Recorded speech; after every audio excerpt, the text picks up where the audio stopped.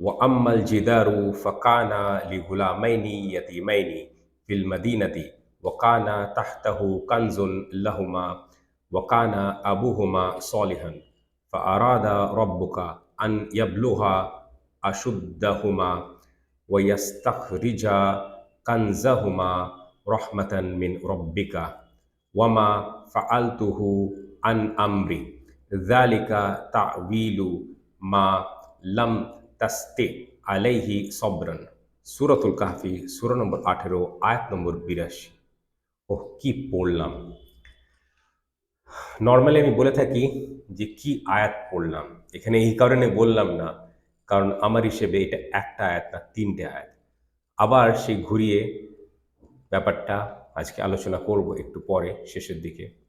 তার আগে এটা বলে রাখি যে আগের দিন আগের আয়াতের ব্যাখ্যা করতে গিয়ে ভাবছিলাম বলবো যে হুড়ুড় হুড়ুড় করে পড়লে কি হবে? হবে না। তো বলিনি, মিস হয়ে গেছিল। কিন্তু ঠিক আছে একরকম, কারণ এই দিন আবার সে ব্যাপারটা তুলে ধরতেই হতো। আমরা ফার্স্টে আয়াতটা পড়ে নিই, কারণ এত এত কিছু আছে এর মধ্যে। ফার্স্টে বাংলা অনুবাদটাও পড়া হয়নি, আজকে বাংলা অনুবাদটা একবার পড়ে নিই, তারপরে বিস্তারিত ব্যাখ্যার দিকে যাচ্ছি আমরা। এবং দেয়ালটির ব্যাপারে, আচ্ছা এটি ছিল ওই শহরে বসবাসকারী 2 এতিম ছেলের, এবং এটি গুপ্তধন, একটি গুপ্তধন তার ঠিক নিচে লুকানো ছিল যা তাদের উত্তরাধিকার সূত্রে পাওয়ার কথা, এবং তাদের বাবা ছিলেন একজন নেককার বা ধার্মিক ব্যক্তি। সুতরাং তোমার রব চেয়েছিলেন যে তারা তাদের প্রাপ্তবয়স্ক অবস্থায় পৌঁছাক এবং তারা তাদের ধন ভাণ্ডার উদ্ধার করুক, যা তোমার রবের পক্ষ থেকে রহমত হিসেবে হবে। এবং অবশ্যই আমি এটি আমার নিজ উদ্যোগে করিনি। এটাই সেই ব্যাপারে ব্যাখ্যা যে ব্যাপারে তুমি একটুও ধৈর্য রাখতে পারোনি। এবার আমরা একটু ভেঙে পড়ি, একবার তো আয়াতটা পড়লাম। ওয়া আম্মা, ওয়া এবং, আম্মা ব্যাপারে, আল জিদারু দেয়াল, তাহলে দেয়ালটির ব্যাপারে, আম্মাল জিদারু দেয়ালটির ব্যাপারে, ওয়া আম্মাল জিদারু এবং দেয়ালটির ব্যাপারে, ফা আচ্ছা, কানা বলতে পারি এটি ছিল, লি হুলামাইনি ইয়াতিমাইনি, ঠিক আছে, জন্য 2 এতিম ছেলের।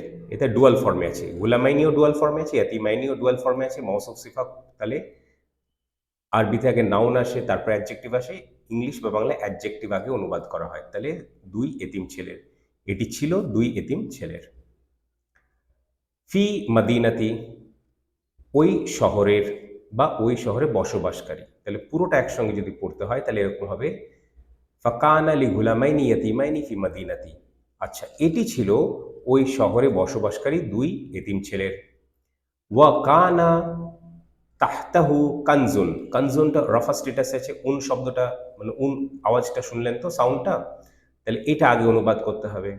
ওয়া এবং, কানজুন একটি গুপ্তধন, তাহতাহু তার ঠিক নিচে, কানা ছিল তার ঠিক নিচে, লুকানো ছিল বলতে পারি আমরা, লাহুমা যা তাদের জন্য। কিন্তু ব্যাপারটা এখানে কিভাবে বুঝতে হবে, যা তাদের উত্তরাধিকার সূত্রে পাওয়ার কথা, ঠিক আছে। ওয়াকানা এবং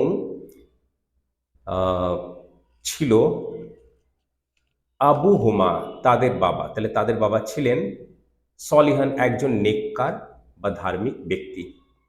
এ অবধি হলো। ফা আরাদা, সুতরাং আরাদা ইরাদা করলেন বা চাইলেন, রব্বুকা তোমার রব চেয়েছিলেন, আন যে, ইয়াবলুগা তারা পৌঁছক, আশুদ্দাহুমা তাদের প্রাপ্তবয়স্ক অবস্থায়, ওয়াইয়াস্তাখরিজা এবং, এবং ইয়াস্তাখরিজা কানজাহুমা, আচ্ছা, এবং তারা উদ্ধার করুক, ইয়াস্তাখরিজা তারা উদ্ধার করুক, কানজাহুমা তাদের ধন ভাণ্ডার, ওই ধন ভাণ্ডার, গুপ্তধন, সম্পত্তি কিছু একটা বলা যায়, এটা খুব একটা অসুবিধার কিছু না। রহমাতান মিন রব্বিকা, যা তোমার রবের পক্ষ থেকে রহমত হিসেবে হবে। ওয়া মা, ওয়া এবং মা মানে না, আর মা জোরালো না, তাহলে অবশ্যই। ফাআলতুহু আমি, ফাআলতু আমি এটা করেছি, মা ফাআলতু আমি এটা করিনি, অবশ্যই আমি এটি করিনি। কি করিনি? আন আমরি আমার নিজ উদ্যোগে, নিজের উদ্যোগে কিছু করিনি আমি। যালিকা তাউইলু মা এটাই ব্যাখ্যা সেই ব্যাপারে, মা সেই ব্যাপারে, এটাই সেই ব্যাপারে ব্যাখ্যা।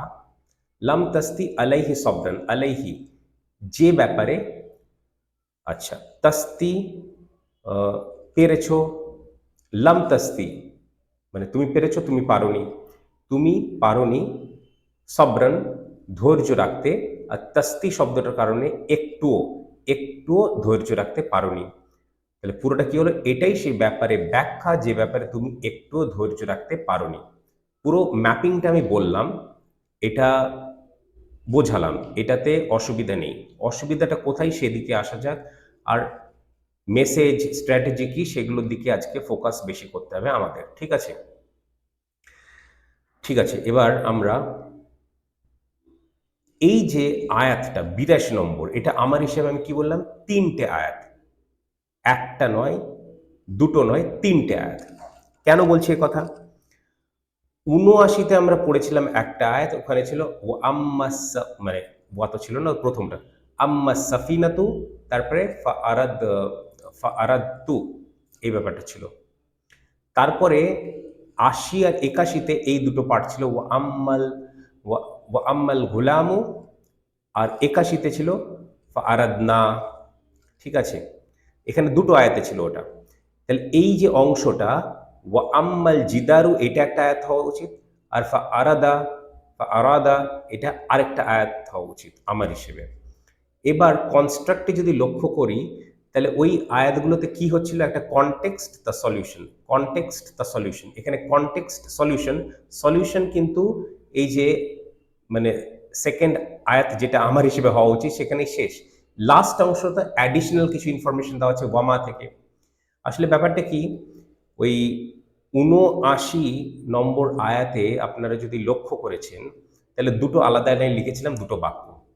৮০ নম্বরেও আর ৮১ নম্বরেও তাই, কিন্তু ৮০ নম্বর বা ৮১ নম্বর কোনোটার মধ্যে একটা দুটো লাইনে এ কারণে হয়েছিল যে লাইনটা বড় ছিল, কিন্তু বাক্য একটাই, আর ৮১ও বাক্য একটা। ৮২তেও তাই, তিনটে বাক্য, তিনটে আয়াত, কিন্তু প্রথম বাক্যটা একটু বড় হয়ে যাওয়ার কারণে দুটো লাইনে এসে গেছে, আসলে একটাই লাইন, তারপর আরেকটা লাইন, তারপর আরেকটা লাইন। এই যে ৭৯-তে দুটো আয়াত ছিল, সেটা ওই ওয়া আম্মা আর ফাআরাদা এই ব্যাপারটা। ৮০-তে ওয়া আম্মা আর ৮১-তে ফাআরাদা। ৮২-তে এই তিনটে হলে ওয়া আম্মা একটা হতো, ফাআরাদা একটা হতো, আর ওয়ামা ফাআলতুহু এটা আরেকটা হতো। কেন আমি বোঝাচ্ছি, সে কারণে আরবিতে আবার যাওয়ার দরকার নেই, বাংলাটা বুঝলেই হবে। এখানটায় বাংলাটা প্রথম বাক্যটা পড়ি এবং দেয়ালটির ব্যাপারে, আচ্ছা এটি ছিল ওই শহরে বসবাসকারী দুই এতিম ছেলের, এবং একটি গুপ্তধন তার ঠিক নিচে লুকানো ছিল, যা তাদের উত্তরাধিকার সূত্রে পাওয়ার কথা, এবং তাদের বাবা ছিলেন একজন নেককার বা ধার্মিক ব্যক্তি। তাতে কি, তাতে কি সলিউশনটিকে, সলিউশনটা আলাদা, ইরাদা করলেন। কি ইরাদা করলেন? তোমার রব ইরাদা করলেন। কি ইরাদা করলেন দেখে নি, সলিউশন পাওয়া যাচ্ছে কিনা দেখে নি। সুতরাং তোমার রব চেয়েছিলেন যে তারা তাদের প্রাপ্তবয়স্ক অবস্থায় পৌঁছাক এবং তারা তাদের ধন ভাণ্ডার উদ্ধার করুক, যা তোমার রবের পক্ষ থেকে রহমত হিসেবে হবে। এটা সলিউশনটা হয়ে গেল। এবার লাস্ট অংশটা যেটা আমি বলছি যে তৃতীয় আয়াত হওয়া উচিত, সেটাতে কি লেখা আছে একটু দেখুন তো। এখানে না কনটেক্সট না সলিউশন, অন্য কিছুই বলছে। এবং অবশ্যই আমি এটি আমার নিজ উদ্যোগে করিনি, এটাই সেই ব্যাপারে ব্যাখ্যা যে ব্যাপারে তুমি একটুও ধৈর্য রাখতে পারোনি। এটা একদম ভিন্ন ব্যাপার আলোচনা করছে, পুরো একটা সামারি বা কনক্লুশন টানছে, একটা মেসেজ দিচ্ছে। এই ব্যাপারটা বোঝার পর আমরা এটা নিয়ে আলোচনা তো করবোই, কিন্তু কত দিক যে আর আছে আমি কি বলবো। আর আমি প্রথমে কি বললাম, কি পড়লাম একটা, তাই না? কি পড়লাম, কি আয়াত পড়লাম বলিনি, কারণ আমার হিসেবে তো এটা একটা আয়াত নয়, এটা তো তিনটে আয়াত হওয়ার কথা। ওই নাম্বারগুলোর মিসম্যাচ সেটা তো আলাদা লেকচার আমরা করবো ইনশাল্লাহ, অসুবিধা নেই, ঠিক আছে, ওটা করা হবে। এইবার পড়তে গেলে ব্যাপারটা বুঝতে হবে এইভাবে, সেটা বোঝাবো এবার, যে এখানে ওয়া আম্মাল জিদারু ওয়া আম্মা আল জিদারু ওয়া আম্মা আল জিদারু, আল জিদারুই থাকবে, আর সাফিনাতু তো আল সাফিনাতু হয়েছিল, ঠিক আছে। ফাকানা লি গুলামাইনি ইয়াতিমাইনি ফিল মাদিনাতি ওয়া কানা তাহতাহু কানজুন লাহুমা ওয়া কানা আবুহুমা সলিহান, ঠিক আছে। এবং দেয়ালটির ব্যাপারে, আচ্ছা, এটি ছিল ওই শহরে বসবাসকারী দুই এতিম ছেলের, এবং একটি গুপ্তধন তার ঠিক নিচে লুকানো ছিল, তার ঠিক নিচে, ঠিক আছে, দেয়ালটির নিচে। সেই কারণে খিজির আলাইহিস সালাম সেটা মেরামত করেছিলেন। এখানে জাস্ট নিচে ছিল বললেই হতো, লুকানো ছিল বললে ঠিক আছে, দফন করা ছিল বলা যেত, বা চাপা ছিল বলা যেত, বিভিন্ন কিছু বলা যেত, আর কোনো কিছু না বললেও হতো, জাস্ট নিচে ছিল বললেও হতো। তো লুকানো ছিল আমার হিসেবে ওটা একটা ইচ্ছে করেই, মানে ভেবে দেখুন, এই এই যে শহর, এই শহরের যে লোকজন তারা কেমন ছিল, খাবার দিতে চায় না। আর এখনকার শহরের সঙ্গে এখনকার যুগের সঙ্গে কম্পেয়ার করলে হবে না, সেটা বারবার আমি বলেছি আগেও। কারণ সে যুগে লোকে সচরাচর মুসাফিরদেরকে খাবার মানে দিয়েই থাকতো। সেই ব্যাপারটা ভেবে যদি কম্পেয়ার করেন, তাহলে যে সাধারণ খাবার দিতে পারে না এরকম একটা গুপ্তধনের যদি খোঁজ পায়, তাহলে কি বাচ্চাদেরকে আর পেতে দিত, এতিম ছেলেদেরকে আর দিত না, নিজের আত্মসাৎ করতো? সেই ব্যাপারে লুকানো ছিল বলাটা বুঝে নিতে হবে, আর এটা সব থেকে প্রযোজ্য হিসেবে আমি এটা ব্যবহার করেছি। বাকিগুলো একরকম ঠিক আছে, মানে লুকানোটা না দিলেও, মানে আরবির ভিত্তিতে ঠিক তার ঠিক নিচে ছিল বললেও ঠিক আছে, বা চাপা ছিল সেটাও ঠিক আছে, বা দাফন করা ছিল সেটাও ঠিক আছে একরকম। কিন্তু লুকানো ছিল ইচ্ছে করেই, যা বোঝা যাচ্ছে তাদের বাবা এটা তাদের জন্য একটা ব্যবস্থা করে রেখেছিলেন। আর এবার রব এটা চাইছে যে কিভাবে ব্যাপারটা ঘটিত হবে ভবিষ্যতে, ঠিক আছে, যা তাদের উত্তরাধিকার সূত্রে পাওয়ার কথা, এবং তাদের বাবা ছিলেন একজন নেককার বা ধার্মিক ব্যক্তি। সলিহান শব্দের অর্থটা এটা হলো এখানে। তারপরে তাহলে ওই কম্প্যারিজনটা আমরা পেলাম, ওয়া আম্মা সাফিনাতু ওয়া আম্মাল গুলামু ওয়া আম্মাল জিদারু, এই 1-to-1 করেসপন্ডেন্সটা আমরা পেলাম। তাহলে 80 নম্বরটা ওই ওয়া আম্মা দিয়ে কেন শেষ হয়েছিল? ফা আরাদা যেটা ইকুইভ্যালেন্ট, সেটা কেন তাহলে 80 নম্বরে আসেনি, 81-তে কেন এসেছিল? বোঝাতে পারছি তো? সেই ব্যাপারটাই। লাহমাউটা আমি বোঝালাম তাদের জন্য, মানে তাদের উত্তরাধিকার সূত্রে পাওয়ার কথা, ঠিক আছে। এবার ফা আরাদা, ঠিক আছে, এইটা অ্যাকচুয়ালি আরাদা, কিন্তু আরবিকে তাজবিদ রুলে কখনো এই জিনিসগুলো একটু এ করে নেওয়া হয়, স্মুদেন করে নেওয়া হয় উচ্চারণগুলো, ঠিক আছে। তো ফা আরাদা, আমি বলেছিলাম না, আরাদা হচ্ছে মানে ফাআলা হচ্ছে বেসিক, ঠিক আছে, বেসিক যে প্যাটার্নটা আরাদা, কিন্তু এখানে আরাদা স্মুদেনিং এর জন্য হয়েছে, এটাই আমাদের স্ট্যান্ডার্ড ওয়ার্ড হয়ে গেছে এখন। তো আরাদ, আরাদ না আর আরাদ তু, প্রথমটা কি ছিল? আরাদ তু, আরাদ তো আমি জানি, আরাদ তু, আর দ্বিতীয়টা ছিল আরাধ না, আর তৃতীয়টা আরাদা। আরাদাটা কে কে ইরাদা করলো? রব্বুকা, তোমার রব, ঠিক আছে। এটাও গুরুত্বপূর্ণ, কেন আমি বলছি, দুটো কারণে। একটা হচ্ছে আশুদ্দাহুমা, আশুদ্দা, এই ব্যাপারটা বুঝতে হবে।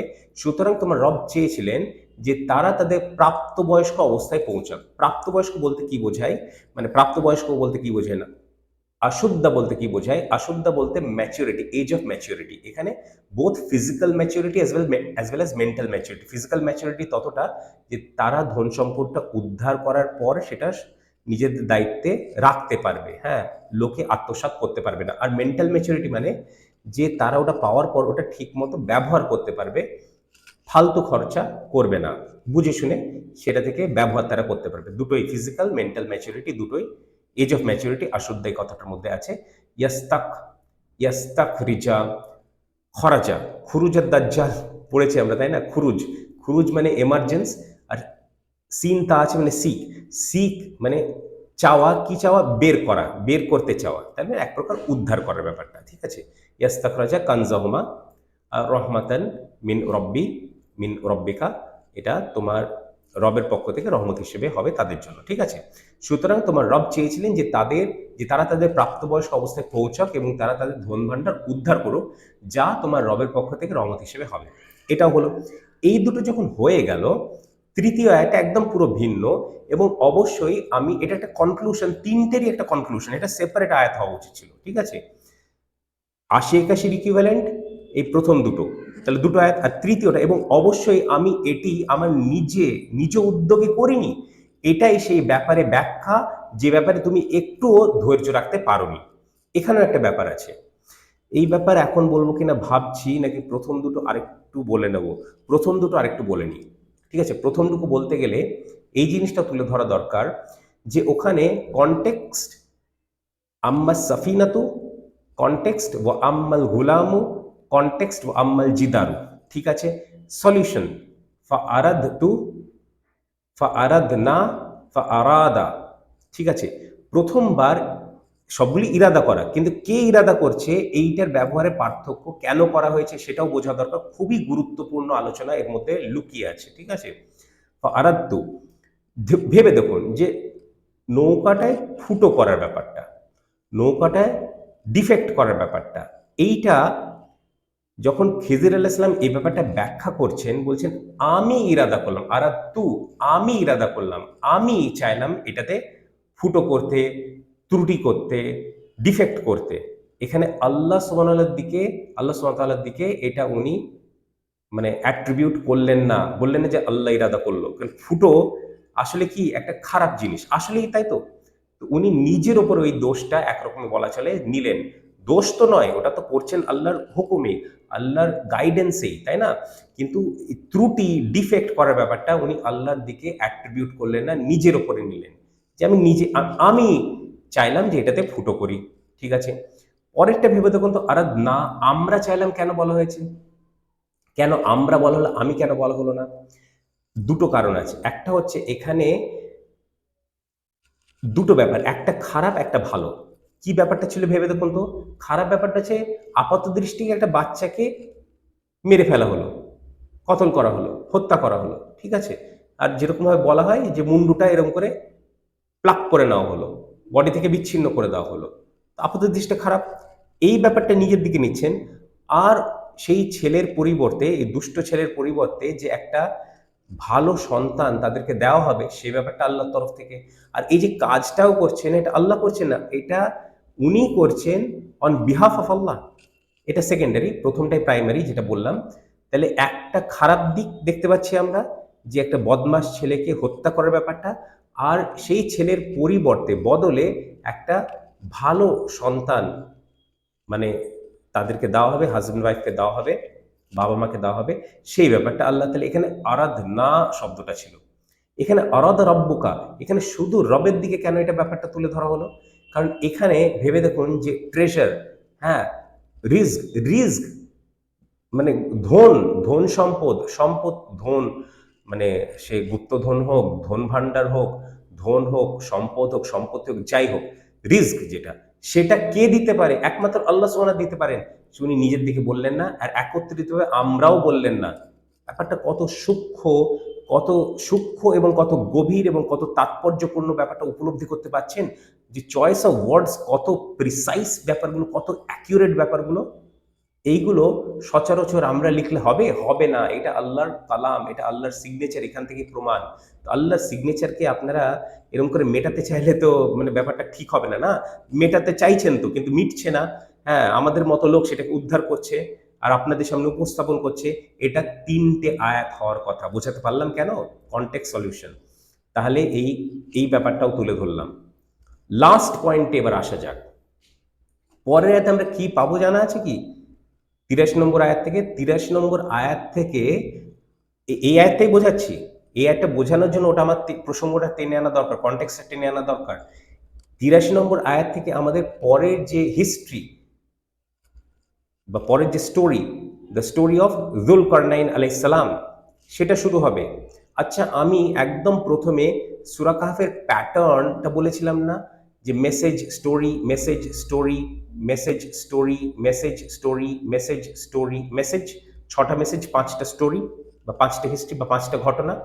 তাহলে এতক্ষণ তো তাই পাচ্ছিলাম। তাহলে এই আয়াত যদি স্টোরিটা শেষ হলো আর পরে আয়াত যে পরের স্টোরিটা শুরু হলো, তাহলে সেই মেসেজটা কোথায়? এই দুটো স্টোরির মাঝে কোথায় গেল সে মেসেজ? কোথায় গেল?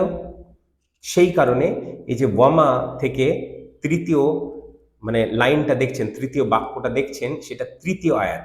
সেইটা ডুয়াল রোল প্লে করে। একটা হচ্ছে এই স্টোরির একটা কনক্লুশন হিসেবে ফাংশন করে, দেখুন দেখি কি বলছে, এবং অবশ্যই আমি এটি আমার নিজ উদ্যোগে করিনি, এটাই সে ব্যাপারে ব্যাখ্যা যে ব্যাপারে তুমি একটুও ধৈর্য রাখতে পারোনি। এইটার পুরো context solution, context solution, context solution, তিনটের একসঙ্গে একটা মেসেজ তুলে ধরা হচ্ছে, ঠিক আছে? আর এইটা দেখুন তো, এটা একটা জেনারেল মেসেজ কিনা, একটা জেনারেল মেসেজও। এবার খিজির আলাইহিসসালাম ব্যাপারটা নিতে হবে না, আখিরুজ্জামান এটা অ্যাপ্লাই করতে হবে। খিজির আলাইহিসসালামের রোল, টিচারের রোল, যে ফাংশন করবে, আল্লাহ যাকে দিয়ে করাবেন এই ব্যাপারটা, ঠিক আছে, তারা যে ব্যাখ্যাগুলো করবে, এবং তখন ব্যাপারটা কিছুটা এরকমই। এবং অবশ্যই আমি এটি আমার নিজে উদ্যোগে করিনি, লোকেরা বুঝতে পারবে না কেন করছে। খিজির আলাইহিসসালামের রোল প্লে করবে, খিজির কেউ দ্বিতীয় তো হতে পারে না, খিজির আলাইহিসসালাম একজনই, ঠিক আছে? তো যে রোলটা প্লে করবে অ্যাজ এ টিচার, যে রোল, এই ফাংশনটা প্লে করবে, তাদের ব্যাপারে এটা বলা হচ্ছে। এটাই সেই ব্যাপারে ব্যাখ্যা যে ব্যাপারে তুমি একটুও ধৈর্য রাখতে পারেনি, সেই যুগের মানুষরাও ধৈর্য রাখতে পারবে না। এটা একটা জেনারেল মেসেজ হিসেবে কাজ করলো। আপনি বলবেন এরকম নয়, একটু বাড়াবাড়ি করছি। ভেবে দেখুন তো, 50 নম্বর আয়াতটা যখন দ্য স্টোরি বা দ্য হিস্ট্রি, মানে ইতিহাসের পূর্বের ইতিহাস এটা তো, তাই তো, বিফোর হিস্ট্রি বলা চলে, কারণ এটা তো এখানকার পৃথিবীর হিস্ট্রিও না, হিস্ট্রি অফ দ্য আর্থও না, তারও আগে আদম আলাইহিস সালামের সৃষ্টি। যাই হোক, ওই স্টোরিটা যখন পড়েছিলাম, 51 নম্বর যখন আয়াতটা পড়েছিলাম, তখন যদিও ওটা মেসেজের অংশ, 51 থেকে 59, 59 ছিল তো, হ্যাঁ, এই 9টা আয়াত, তখন কিছুটা রেফারেন্স 50 নম্বর আয়াতে করেছিল কিনা, করেছিল। এই পুরোটাতে একটা সূরা, এটা তো আলাদা আলাদা সূরা না, একটা সূরা, সেই জন্য এই যে একটা সিমলেস ফ্লো, একটা ফ্লো তো আছে, একটা ধারাবাহিকতা তো আছেই, কিন্তু ব্যাপারগুলো মূলত আলাদা। তো ওই 50 নম্বর যেমন আলাদা, 49 অব্দি মেসেজ ছিল, 45 থেকে 49, 51 থেকে 59 একটা মেসেজ ছিল, কিন্তু ফ্লোটা তো একটা ছিলই। একই রকম ভাবে এইটা যদি আলাদা আয়াত হতো, মানে এটা তো আলাদা আয়াত, তাহলে এটা কনক্লুশন হিসেবেও সার্ভ করছে, ফাংশন করছে, এবং দুটো স্টোরি, দুটো হিস্ট্রি, দুটো ঘটনার মাঝে একটা মেসেজ, এই যুগের জন্য একটা উপযুক্ত মেসেজ হিসেবেও ফাংশন করছে এই আয়াতটা, মানে করতো যদি এটা আলাদা আয়াত হতো। সে কারণে প্রথম বললাম কি পড়লাম, কি আয়াত পড়লাম বলিনি, কারণ এটা তো একটা আয়াত নয়, আমার হিসেবে 3টে আয়াত, ঠিক আছে? এবং অবশ্যই আমি এটি আমার নিজ উদ্যোগে করিনি, এটাই সে ব্যাপারে ব্যাখ্যা যে ব্যাপারে তুমি একটুও ধৈর্য রাখতে পারোনি। এটা তো খিজির আলাইহিস সালাম বললেন, কিন্তু শেষ যুগে, আখিরুজ্জামানে, যেহেতু সূরা কাহফ মূলত আখিরুজ্জামানের জন্য, তাই না, দাজ্জালের ফিতনা থেকে বাঁচার জন্য। দাজ্জালের ফিতনা কোথায়, মানে মানে অ্যাপিয়ারেন্সটা কোথায় হবে, আখিরুজ্জামানেই হবে, তাই তো।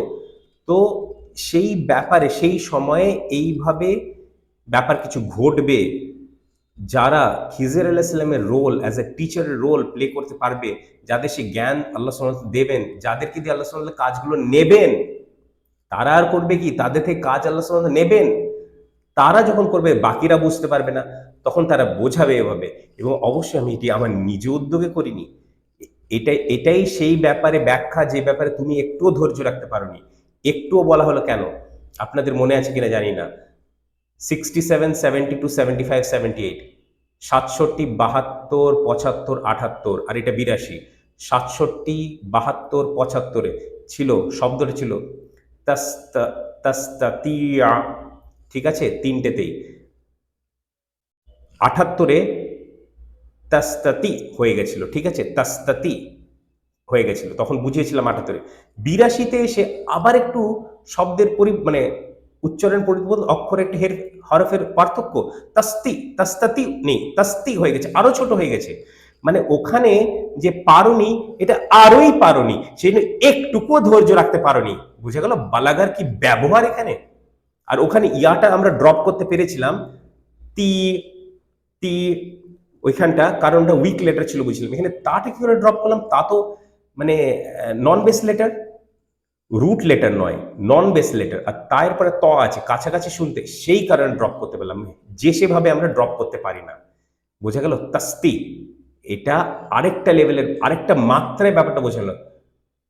পারবে না, পারবে না, পারোনি, মানে 3বার ছিল, পারবে না, পারবে না, পারবে না, শুরু হওয়ার আগে পারবে না, একবার ভুল হওয়ার আগে, মানে শুরু হওয়ার আগে পারবে না, একবার ভুল হওয়ার পরে পারবে না, দুবার ভুল হওয়ার পরে পারবে না, 3বার ভুল হয়ে গেল, পারোনি, সেখানে অলরেডি জোর একবার এসেছিল, তাস্তাতি, তাস্তাতিয়া, প্রথম 3বার, তারপরে চতুর্থ নম্বরে তাস্তাতি, আর এখানে তাস্তি মানে আরো জোরালো করা হলো ব্যাপারটাকে বালাগার কারণে, মানে পারার ব্যাপারটা আরো কমে গেল, না পারার ব্যাপারটা এমফাসিসটা জোরটা আরো বেড়ে গেল। একটুও ধৈর্য রাখতে পারোনি, কারণ তোমাকে বলেছিলাম যে আমি বলবো সবকিছু, একটু ধৈর্য রাখো, কিন্তু তুমি জিজ্ঞাসা করবে না কিছু যতক্ষণ আমি নিজেই ব্যাখ্যা করি, কিন্তু সেই ধৈর্যটুকু রাখতে পারলে না।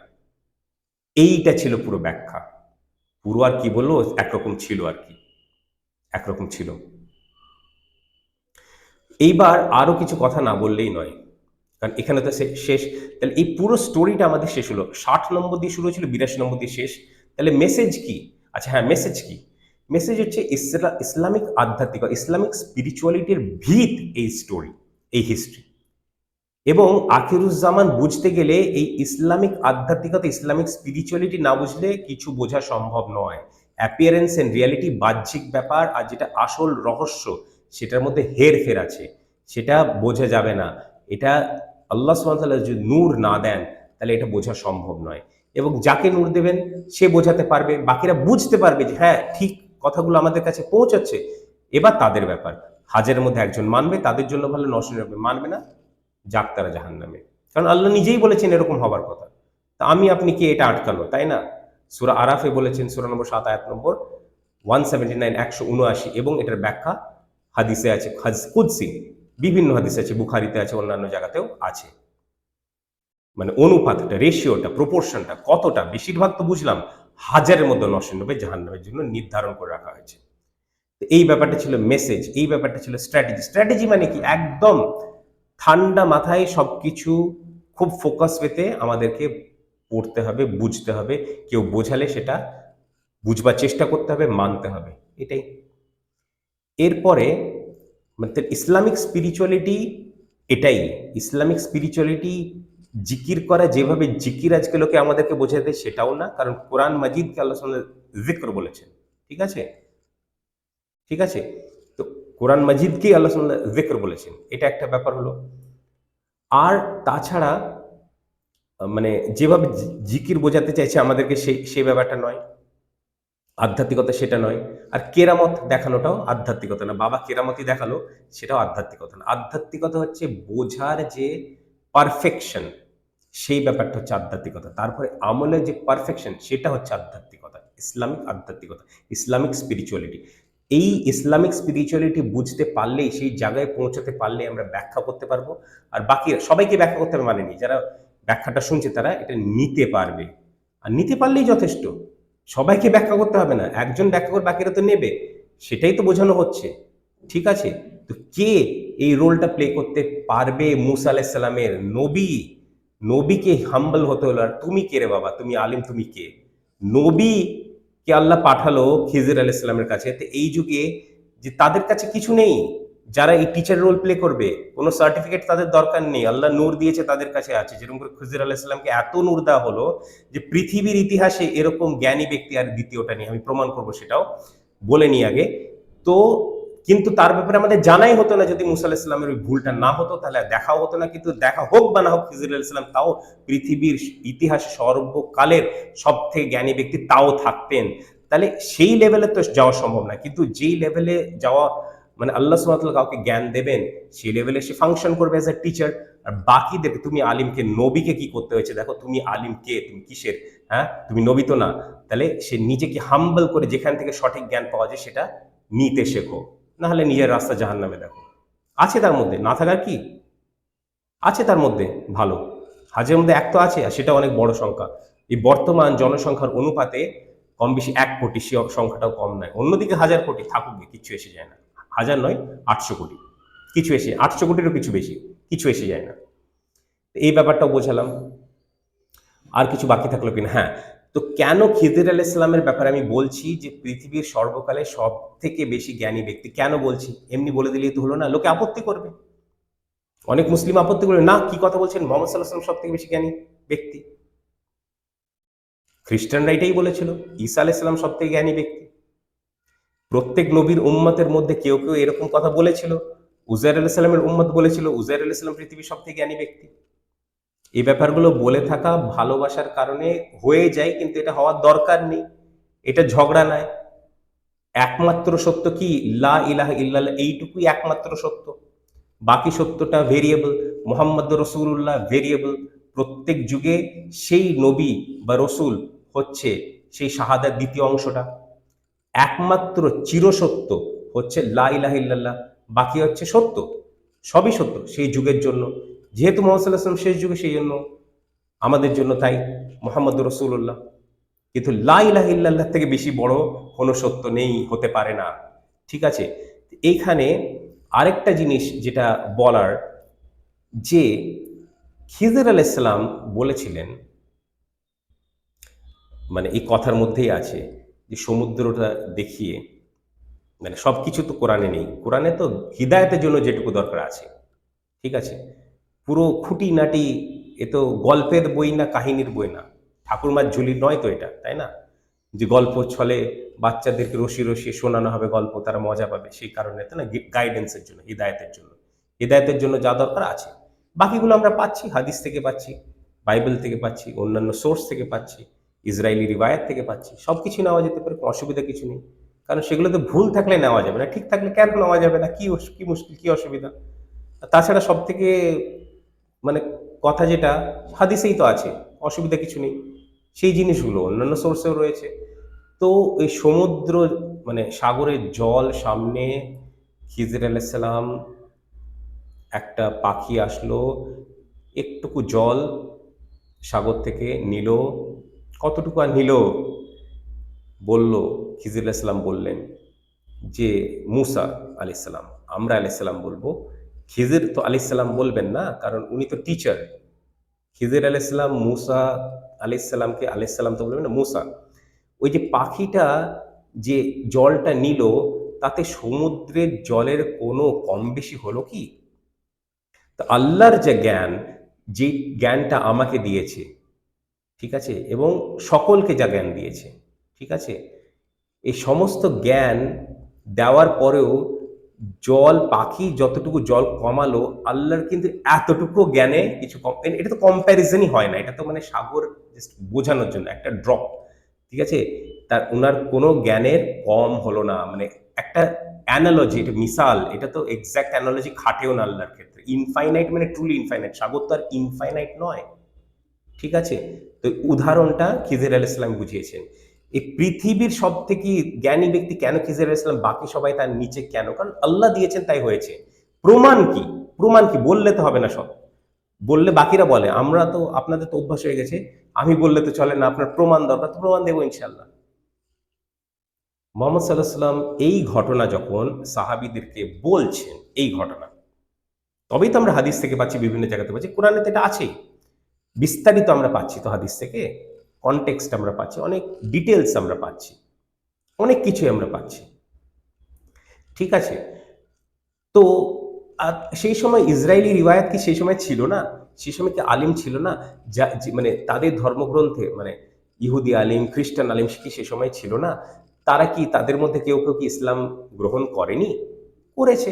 তো ইলমগুলো আমরা পেয়েছি বিভিন্ন সোর্স থেকে, আর হাদিসেই তো আছে। যাই হোক, তো উনি বলেছিলেন, মানে মোহাম্মদ সাল্লাহ সাল্লাম যখন বাকিদেরকে বোঝাচ্ছেন, সাহাবীদেরকে বোঝাচ্ছেন, তখন বলেছিলেন যে যদি মুসা আলাইসালাম, উনি বলবেন, আমরা বলবো, কিন্তু খিজির বলবেন না, যদি মুসা আলাইসালাম সবর রাখতে পারতেন, তাহলে আমাদের আরো অনেক কিছু জানার ছিল খিজির আলাইসালামের কাছ থেকে।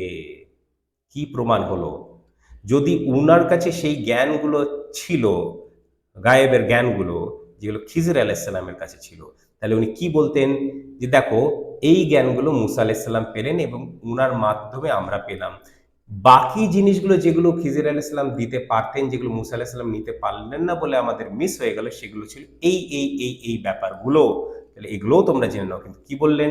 সেটা বললেন না, বললেন যদি মুসা আলাইহিসসালাম সবর রাখতে পারতেন, তাহলে আমাদের আরো অনেক কিছু জ্ঞান পাওয়ার ছিল খিজির আলাইহিসসালামের কাছ থেকে, কিন্তু সেগুলো আর কখনোই কেউ পাবে না, আমিও পাবো না। সেটা গেল, মানবতার ইতিহাস থেকে সেটা গেল, সেটা উদ্ধার করার কোনো উপায় নেই, সে জ্ঞান কারো কাছে নেই। বোঝাতে পারলাম? তাহলে মোহাম্মদ সাল্লাহ সাল্লামের কাছে ওই জ্ঞানটা নেই, যে জ্ঞানটা খিজির আলাইহিস সালামের কাছে আছে। এখানে খিজির আলাইহিসসালামের মাহাত্ম্য না, খিজির আলাইহিসসালামকে যে দিয়েছেন আল্লাহ সুবহানাহু ওয়া তাআলা, উনি যাকে যতটা জ্ঞান দিতে চান গায়েব থেকে ততটা দেন। খিজির আলাইহিসসালামকে দিয়েছিলেন, ওনার ছিল। বাকি নবীদের, বাকি রসুলদের কিছু কিছু দিয়েছেন, ওনাদের আছে। আমাদেরকে তাদের থ্রু, তাদের মাধ্যমে দিয়েছেন, আমাদের কিছু কিছু আছে। কিন্তু এতে আল্লাহর জ্ঞানের কোনো কম হচ্ছে না, কমতি হচ্ছে না, কিছুই কমছে না। সাগর থেকে এক ফোঁটা জলে যদিও বা কিছুটা কমে যায়, কিন্তু আল্লাহ যে জ্ঞান দিয়ে রেখেছেন তাতে ওনার জ্ঞান বিন্দু মাত্র কমেনি, পয়েন্টও কমেনি, কিছুই কমেনি, বরং আমাদেরকে একটুখানি দিয়েছে। আর এই একটুখানি জ্ঞান পেয়ে মানুষ নিজেকে কি না কি মনে করছে, মানুষ নিজেকে প্রায় আল্লাহর সমতুল্য মনে করছে, কি ইগো আর কি দাবি সে করে বেড়াচ্ছে, এই জিনিসগুলো ভাবার আছে। তাহলে এইটা ছিল মূলত, যত দিক থেকে আমরা পারলাম আমি এটা তুলে ধরবার চেষ্টা করলাম। খুবই গুরুত্বপূর্ণ এই স্টোরি, এই হিস্ট্রি, এই ঘটনা, মুসা আলাইহিসসালাম ও খিজির আলাইহিসসালামের এই ঘটনা। মুসা আলাইহিসসালামের কেন? কারণ উৎস মুসা আলাইহিসসালাম। মুসা আলাইহিসসালাম ভুল না করলে খিজির আলাইহিসসালামের সঙ্গে দেখা হতো না। দেখা না হলেও চিরকালের, সর্বকালের সর্বজ্ঞানী, সব থেকে সর্বজ্ঞানী বলাটা ভুল হলো, সব থেকে জ্ঞানী। সর্বজ্ঞানী তো শুধুমাত্র আল্লাহ, অল নলেজেবল, ঠিক আছে? মানে সব থেকে জ্ঞানী, সবচেয়ে জ্ঞানী। যতজনের কাছে জ্ঞান আছে, যতজনকে আল্লাহ সুবহানাহু ওয়া তাআলা জ্ঞান দেয়, তাদের মধ্যে, মাখলুকের মধ্যে, সৃষ্টির মধ্যে সব থেকে জ্ঞানী হচ্ছে খিজির আলাইহিসসালাম। এই ব্যাপারটা ছিল। তো ইসলামিক আধ্যাত্মিকতার ভিত্তিতে আখিরুজ্জামানের আখিরুজ্জামানের ব্যাপারটা বোঝা আমাদের পক্ষে সম্ভব হবে। এরপরে আরেকটা খুব গুরুত্বপূর্ণ স্টোরি বা history, the story of Zulkarnain আলাইহিস সালাম, সেটা আমরা পড়বো ইনশাআল্লাহ পরের আয়াত থেকে। তাহলে মেসেজটা কোথায় গেল? মেসেজটা এইটা, যদি যেরকমভাবে 3টে আয়াত হওয়ার কথা ছিল, সেরকমভাবে যদি 3টে পৃথক আয়াত হতো, তাহলে একটা শেষের আয়াতটা, তাহলে 1, 2, 3, তৃতীয় আয়াতটা তখন ওই মেসেজ হিসেবে ফাংশন করত। Conclusion to the story and message between the two stories. কারণ এই মেসেজের ভিত্তিতেই আখিরুজ্জামানের জ্ঞান এবং পরের স্টোরি ব্যাপারটাও কিছুটা মানে বুঝতে আমাদের ব্যাপারটা এটার ভিত্তিতে সহজ হতো ব্যাপারটা। এই অবধি ছিল। অনেক বড় হলো, বড় হওয়ারই কথা ছিল, কারণ এত দিক ছিল। আর আমার মনে হয় না কিছু মিস হয়েছে। মিস হলে কিছু করার নেই, মানুষ মাত্রায় মিস হতে পারে। সচরাচর চেষ্টা করি যে যতটা মানে তুলে ধরা দরকার আমি তুলে ধরার চেষ্টা করি। কখনো মিস হয়, পরে আমরা সেটা কভার করে নিই। তাহলে আবার সেই কথাটা বলেই ফেলি, এই যে হুড়ু হুড়ু হুড়ু করে পড়লে তো হবে না। হুড়ু করে পড়ে কোনো লাভ নেই। কোরআন পড়ে শেষ করার জিনিস নয়, খতম করার জন্য নয়, তারাবিতে খতম করার জন্য নয়। কোরআন মাজিদ, কোরআন মাজিদ খতম করার জন্য, কোরআন চিরকালের জন্য।